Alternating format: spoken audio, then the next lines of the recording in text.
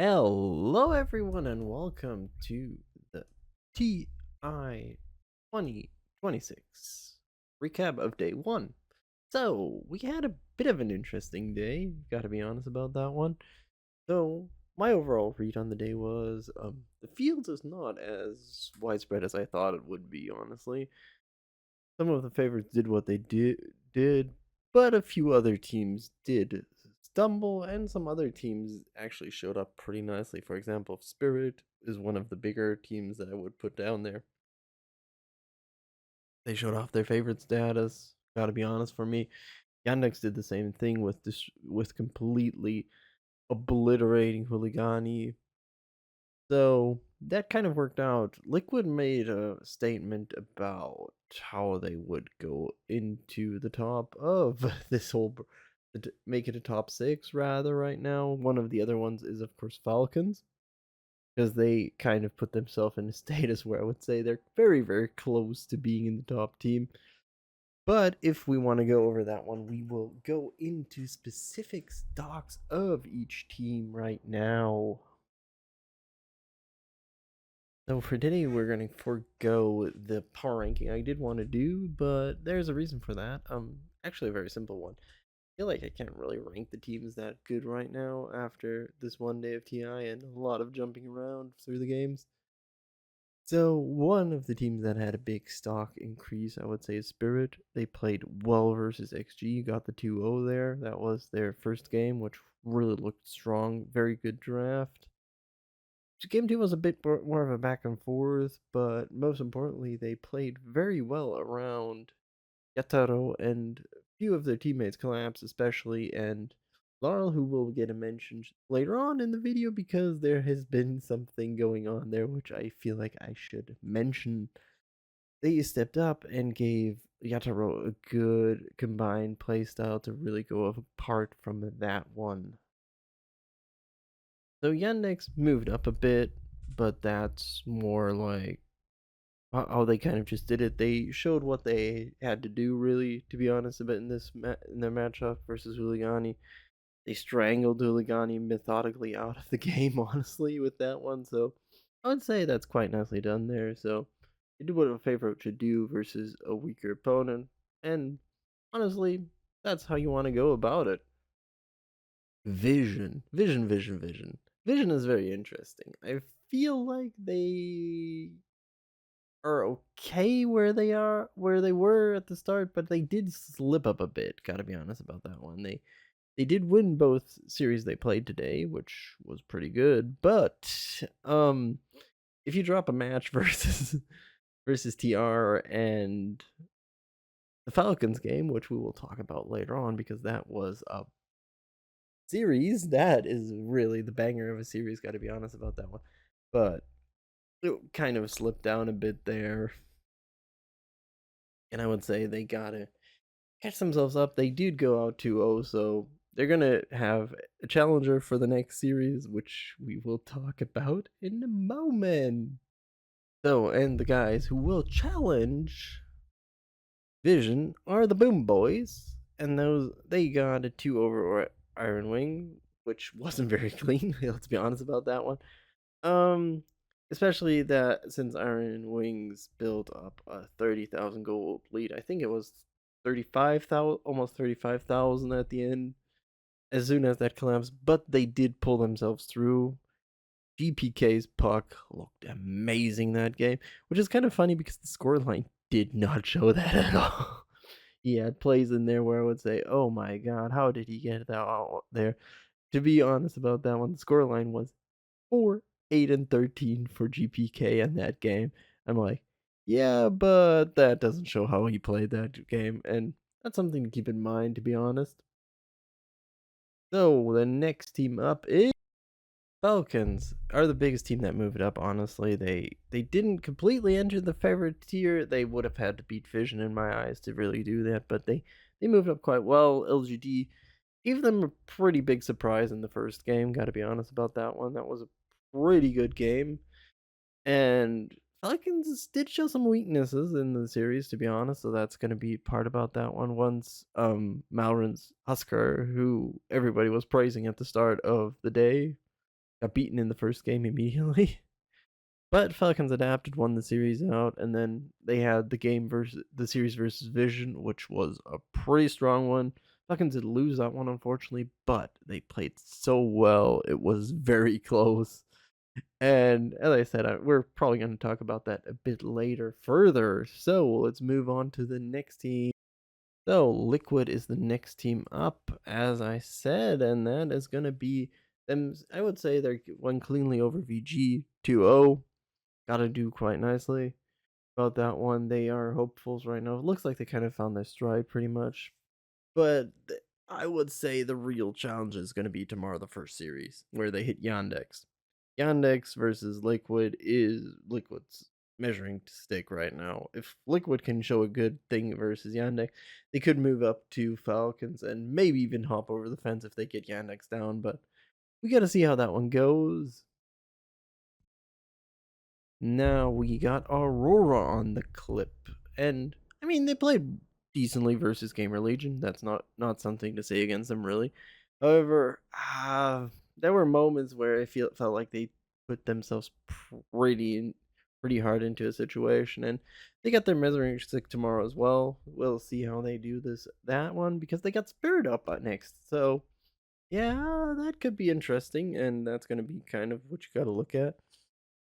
And next on the docket is Iron Wings, and they did well versus Nigma, got them out 2-0.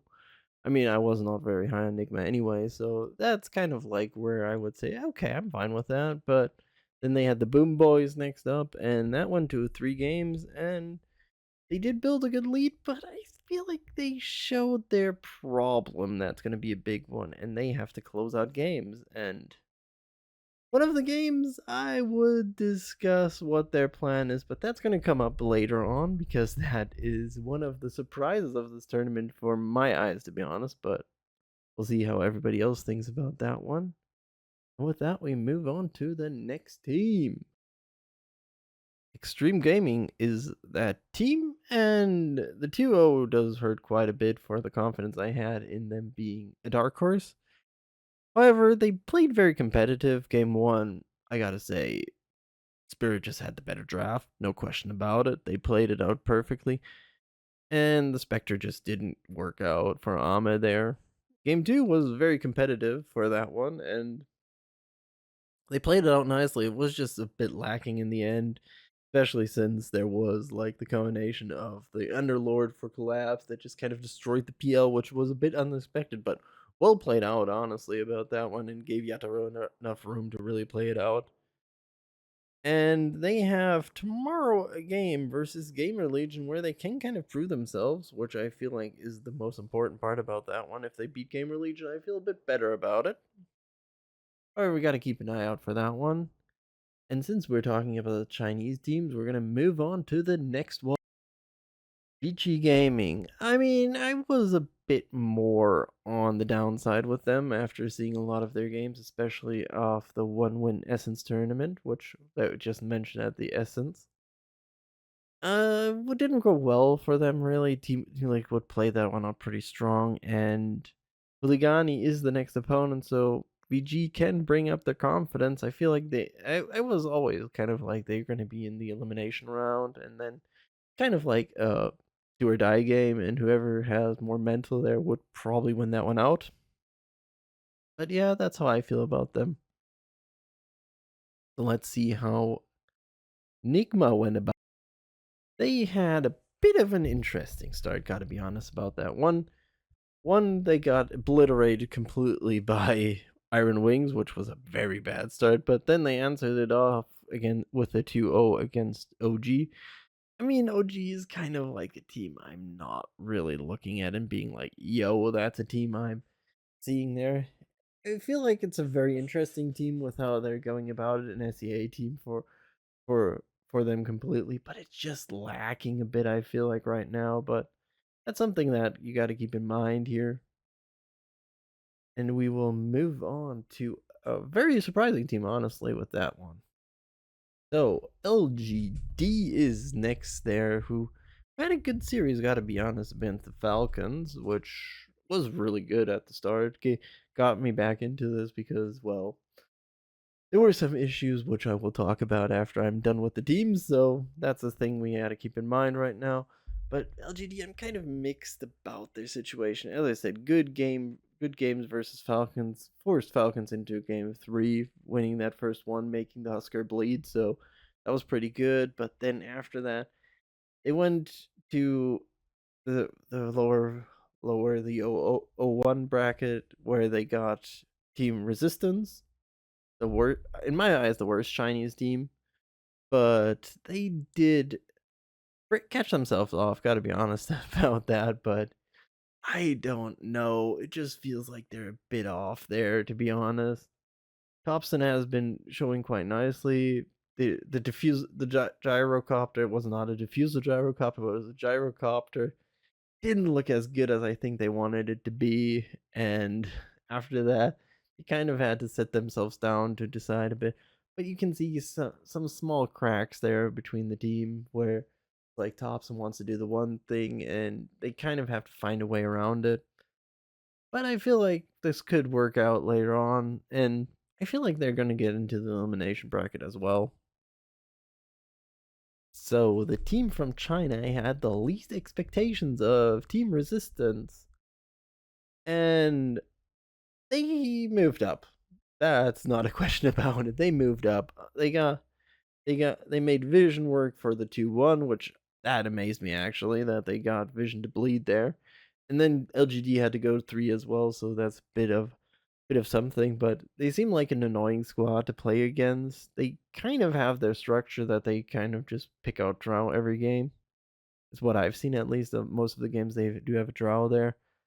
But they are fighting at least, so I'm a bit surprised about that one. I would say he could do something with it, but we don't know who they're facing next off because that side of the bracket has been silent yet, but we're gonna see how it goes, and I feel like that could be very interesting for them. There could be a team that kind of just knocks everybody a bit, but we'll have to see how it goes with them.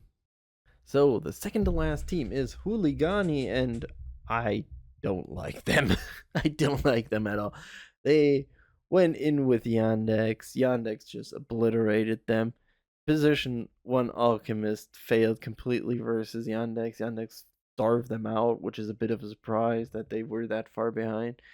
And then they tried with the position one Necro, and that didn't really work out either. I feel like they're finding their structure right now, but that is not what you should be doing in TI.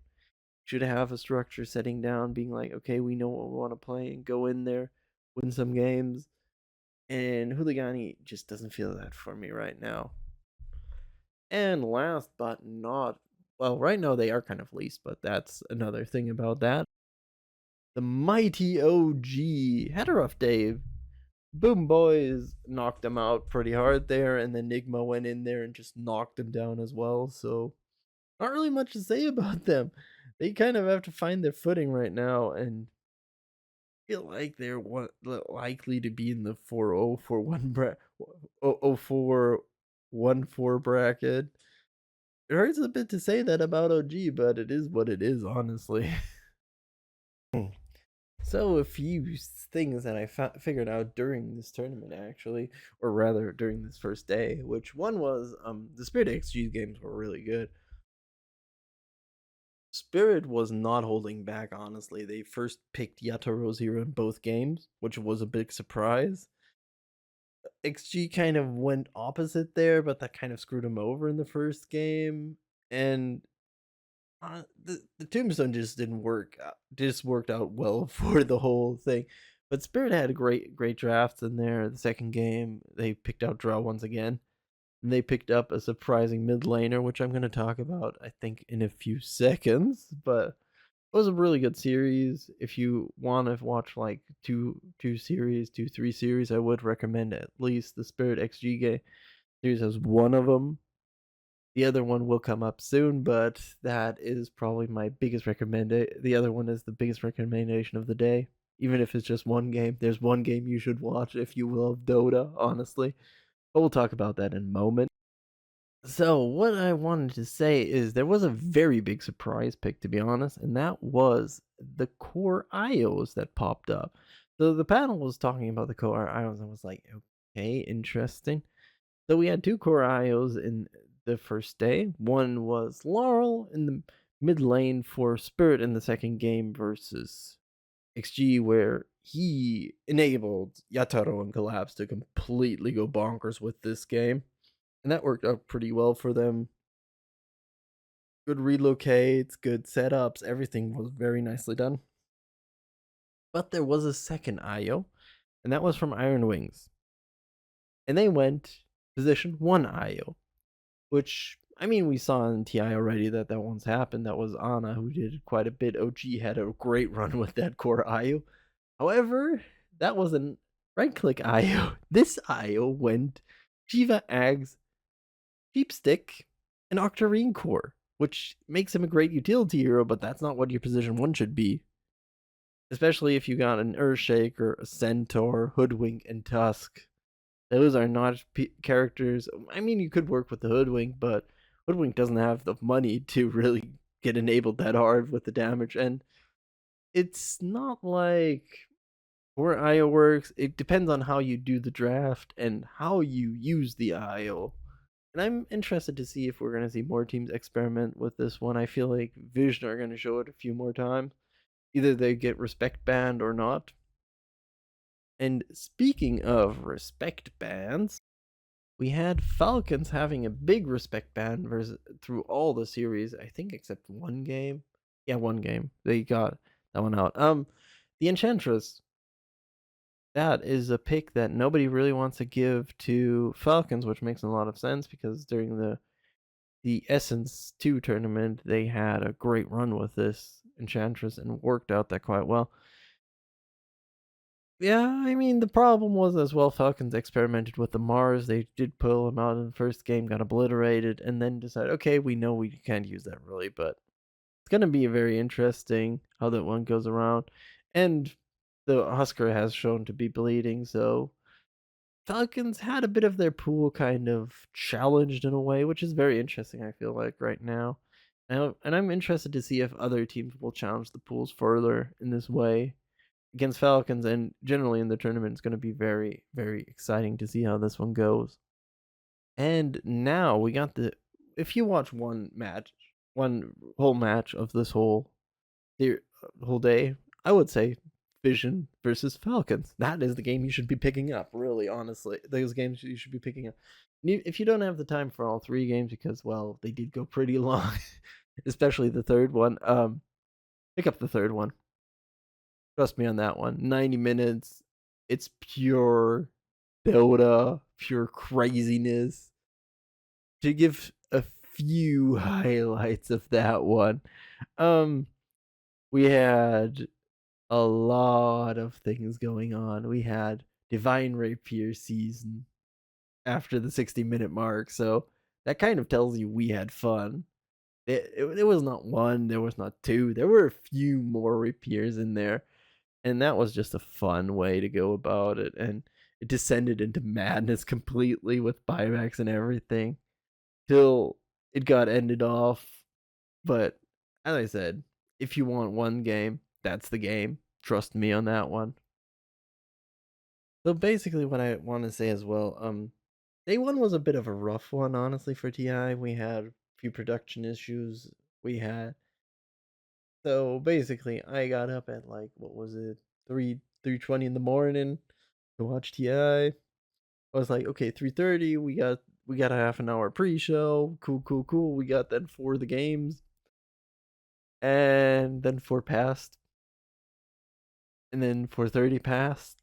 We still didn't have a game. They went into a break even because they didn't get the games rolling. And at 5 in the morning, we finally got some Dota. So yeah, that happened then, and honestly, I can understand the casters. I mean, it was a different caster duo for the Falcons Vision series than it was on the games beforehand, but I can understand you descending into madness after. I think it was 10 hours. Yeah, about 10 hours.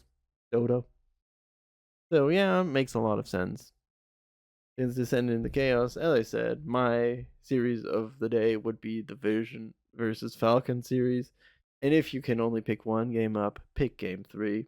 Trust me on that one. You'll have fun. And it's just an insane thing.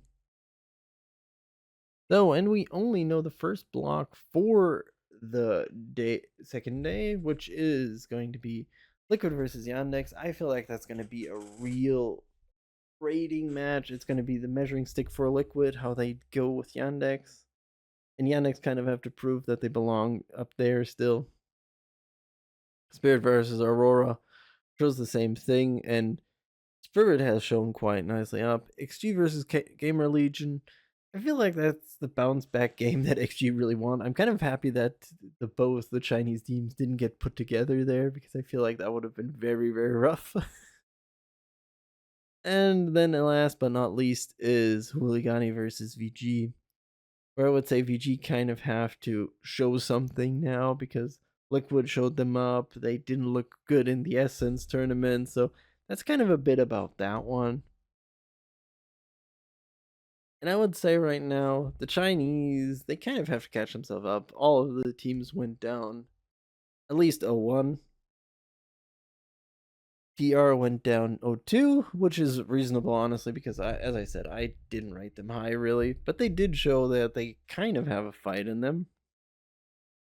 Normally, I would have done a power ranking right now, but I gotta be honest, with one game down for half the teams and 2 games down for for the other half of the teams, you can't really rate it that well. So probably start doing that next day. So that's going to be one about that one. And to say one thing, I got a few questions going on into game two to day 2, honestly. One is, can Liquid generally challenge Yandex? Can Aurora challenge Spirit? And how are XG and VG looking after those games? Do they keep my Dark Horse status, or are they failing apart?